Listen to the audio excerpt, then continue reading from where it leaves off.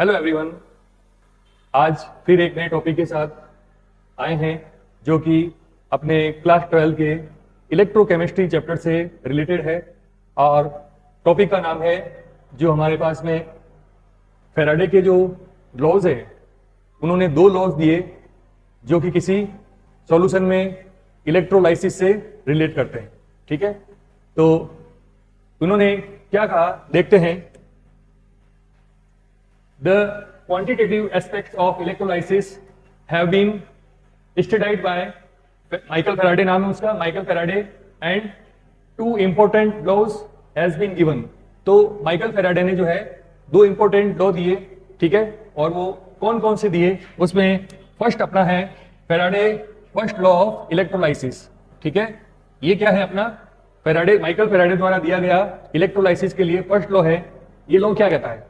ये लॉ कहता है कि हमारे पास में कोई सिस्टम है और उसके अंदर सॉल्यूशन को भर के इलेक्ट्रोड उसमें डिप कराया गया है। तो किसी इलेक्ट्रोड पर जो है कितना अमाउंट किसी मेटल का डिपॉजिट होगा या कितना अमाउंट उस इलेक्ट्रोड से रिलीज होगा, वो उसमें हमने कितना इलेक्ट्रिक करंट पास किया है उसके डायरेक्टली प्रोपोर्शनल होता है। तो यही स्टेटमेंट बनता है, क्या बनता है कि the amount of any substance deposited और लिबरेटेड, यानी कि उस इलेक्ट्रोड पर जो है कितना डिपॉजिट हुआ है क्या कहते हैं सब्सटेंस, या फिर कितना लिबरेट हुआ है at any electrode is directly proportional to the quantity, हमने उसमें कितनी क्वांटिटी में इलेक्ट्रिक करंट पास की है। तो quantity of electricity pass through the electrolytic solution. तो हमारे पास में जो इलेक्ट्रोलाइटिक सॉल्यूशन था उसमें से हमने जितनी इलेक्ट्रिक करंट पास की है उसके डायरेक्टली प्रोपोर्शनल टू क्या होता है इलेक्ट्रोड पर डिपॉजिट होने वाला सब्सटेंस या लिबरेट होने वाला सब्सटेंस। ठीक है, तो नेक्स्ट अपन इसमें देखते हैं कि हमने suppose W gram of the substance is deposited at electrode by passing Q। ये हमारे पास क्या है, Q चार्ज है, वो Q coulomb of electricity. Then W जो होगा, ठीक है, ये W क्या हो जाएगा अपने पास में सब, ये क्या है अपने पास W ग्राम ऑफ सब्सटेंस है। ठीक है, ये किसके डायरेक्टली प्रोपोर्शनल टू होगा कि हमने उसके अंदर कितना इलेक्ट्रिसिटी जो है पास किया है, जो Q है उसका क्या होता है चार्ज होता है। ठीक है, तो W is directly proportional to Q। तो जब ये प्रोपोर्शनल टू का साइन हटेंगे तो यहां पर अपने को मिलेगा W बराबर ZQ के बराबर। ठीक है, नेक्स्ट अपन देखते हैं कि if 1 ampere current is passed into the solution, कि उस सॉल्यूशन के अंदर हमने 1 एम्पियर इलेक्ट्रिक करंट पास किया है और कितने समय तक किया है, 30 सेकंड तक पास किया है। तो सॉल्यूशन 40 सेकंड, देन जो Q हो जाएगा वो Q किसके बराबर हो जाएगा, इलेक्ट्रिक करंट और उस टाइम के मल्टीप्लीकेशन के इक्वल हो जाएगा। तो हमने यहाँ पर क्या किया है, जो पीछे फॉर्मूला है W बराबर ZQ, तो यहाँ पर हम क्या करेंगे, ये Q का वैल्यू रखेंगे यहाँ पर। ठीक है, तो जब हम Q का वैल्यू रखेंगे तो यहाँ पे अपने को मिलेगा W इज इक्वल टू ये Z, और Q का वैल्यू क्या है I और T के मल्टीप्लीकेशन के बराबर है।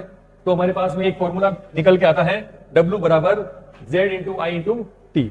ठीक है, और यदि इफ I जो है, हमने जो इलेक्ट्रिक करंट I लिया है वो कितना है 1 एम्पियर के इक्वल है, और हमने जो इलेक्ट्रिसिटी जो पास किया है वो 1 सेकेंड तक पास किया है, तो यहां पर भी 1 हो जाएगा, यहां पर भी 1 हो जाएगा। उस कंडीशन में W जो है वो किसके बराबर हो जाएगा, Z के बराबर हो जाएगा, क्योंकि ये पूरी वैल्यू जो है 1 के इक्वल हो जाएगी। ठीक है, तो W और Z क्या हो जाएंगे उस समय इक्वल हो जाएंगे।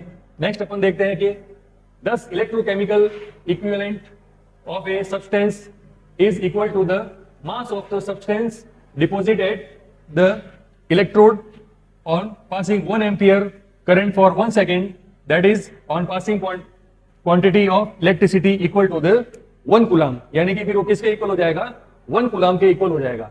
ठीक है, तो यहां पर इसी से रिलेटेड अब एक क्वेश्चन ले रहे हैं कि how many coulombs will be required to deposit 40.5 gram aluminium according to the equation. तो इक्वेशन दे रखी है, क्या दे रखी इक्वेशन, इसमें इक्वेशन में दे रखा है कि एल्यूमिनियम जो है उसके ऊपर 3+ चार्ज है, और उन्होंने क्या किया है 3 इलेक्ट्रॉन को गेन किया है, और ये क्या हो रहा है, एल्यूमिनियम सॉलिड में न्यूट्रल हो रहा है, सॉलिड स्टेट में आ रहा है। ठीक है, तो यहां से अपने को क्या पता चल रहा है कि इसका है 1 मोल, इसका है 3 मोल, और ये बना रहा है 1 मोल। ठीक है, तो इससे हमें जब इसको सॉल्व करेंगे तो अपने को क्या मिलेगा कि 1 फैराडे जो होता है वो किसके बराबर हो जाता है, 96,500 कूलॉम के बराबर हो जाता है, ठीक है। और नंबर ऑफ इलेक्ट्रॉन जो है वो उसी फैराडे के बराबर हो जाएंगे, तो क्या हो जाएगा, 3 फैराडे जो हो जाएगा किसके इक्वल हो जाएगा, 96,500 इंटू 3, ठीक है। तो ये हमारे पास में आ गया नंबर ऑफ मोल जो इलेक्ट्रॉन के हैं, 3 इलेक्ट्रॉन है, इसका मतलब 3 फैराडे जो है वो जो चार्ज हो जाएगा, ठीक है। तो देखते हैं आगे कि हमारे पास में दे रखा है कि 27 ग्राम ऑफ एल्यूमिनियम, उसके लिए कितना चाहिए हमें, 3 इंटू 96,500, ठीक है। तो 1 ग्राम एल्यूमिनियम के लिए कितना चाहिएगा हमें, 3 इंटू 96,500, ये अपॉन में आ जाएगा 27, और पूछा कितने के लिए है, जो 40.5 ग्राम के लिए पूछा हमारे को, तो यहां से कितना आ जाएगा, 40.5 ग्राम के लिए एल्यूमिनियम के लिए ये इक्वेशन अपने पास में इस तरह से बन जाएगी, 3 इंटू 96,500 अपॉन 27, और ये मल्टीप्लीकेशन में चला जाएगा 40.5, ठीक है। तो इसको सॉल्व करते हैं, तो इसको जब हम सॉल्व करते हैं तो हमारे पास में जो चार्ज निकल के आता है कूलॉम में वो होता है 4.342 इंटू 10⁴, 4.342 इंटू 10⁴ कूलॉम, ठीक है। तो ये इसके क्या कहते हैं, इसी क्वेश्चन का जो है हमारे पास में आंसर रहेगा। हमें क्या देखना होता है किसी इक्वेशन में कि जो इलेक्ट्रॉन है वो कितने पास हुए, ठीक है ना, तो वही इसका क्या हो जाता है, मोल हो जाता है। तो 3 इलेक्ट्रॉन के लिए हम इसके 3 मोल इलेक्ट्रॉन मानते हैं, ठीक है।